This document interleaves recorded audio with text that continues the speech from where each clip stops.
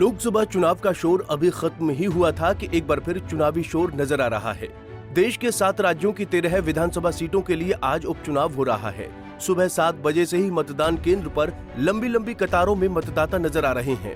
दरअसल मध्य प्रदेश, पश्चिम बंगाल, बिहार समेत कुल 7 राज्यों की 13 विधानसभा सीटों पर उपचुनाव के लिए आज वोटिंग हो रही है।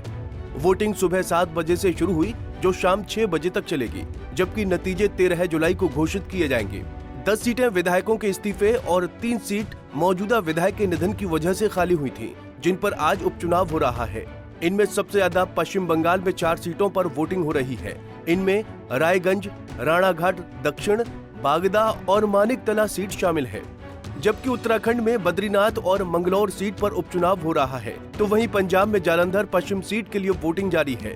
हिमाचल प्रदेश में देहरा, हमीरपुर और नालागढ़, तो वहीं बिहार में रूपौली, तमिलनाडु में विक्रवदी और मध्य प्रदेश में अमरावाड़ा में उपचुनाव के लिए वोटिंग जारी है।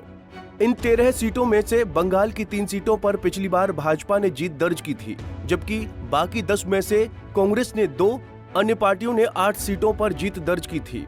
उत्तराखंड में बद्रीनाथ विधानसभा में उपचुनाव के लिए वोट डाले जा रहे हैं। उपचुनाव में सबसे खास बात यह है कि यहाँ के गांव माणा, नीति और द्रोणागिरी के लोग पहली बार अपने गांव में ईवीएम पर मतदान कर रहे हैं। द्रोणागिरी गांव 12,000 फीट की ऊंचाई पर बसा है, जहां आज वोट डाले जा रहे हैं। लोकसभा चुनाव के बाद एक बार फिर एनडीए और इंडिया गठबंधन में टक्कर देखने को मिल रही है। इस उपचुनाव में 2 दलों के दिग्गजों की साख दांव पर लगी हुई है। चुनाव मैदान में हिमाचल प्रदेश के मुख्यमंत्री सुखविंदर सिंह सुक्खू की पत्नी कमलेश ठाकुर भी पहली बार अपनी किस्मत आजमा रही हैं। तो वहीं उत्तराखंड में त्रिकोणीय मुकाबले के आसार हैं, जबकि बंगाल की 4 सीटों पर भाजपा और टीएमसी के बीच सीधी टक्कर देखने को मिल रही है। तो वहीं पंजाब के जालंधर में सीएम भगवंत मान की अग्नि परीक्षा के तौर पर देखा जा रहा है, जिन्होंने लोकसभा चुनाव में खराब प्रदर्शन के बाद उपचुनाव में एड़ी चोटी का जोर लगा दिया है। जालंधर पश्चिम आरक्षित सीट है।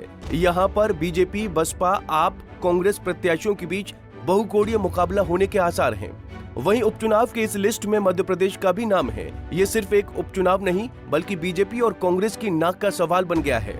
बीजेपी छिंदवाड़ा लोकसभा सीट जीतने के बाद बीजेपी इस विधानसभा को भी जीत लेना चाहती है। तो वहीं कांग्रेस और कमलनाथ लोकसभा की हार का बदला लेने के मूड में हैं। बहरहाल बिहार, बंगाल, पंजाब से हिमाचल और मध्य प्रदेश से तमिलनाडु और उत्तराखंड 7 राज्यों की 13 सीटों पर कौन बाजी मरेगा, ये तो आने वाली 13 जुलाई को ही पता चलेगा।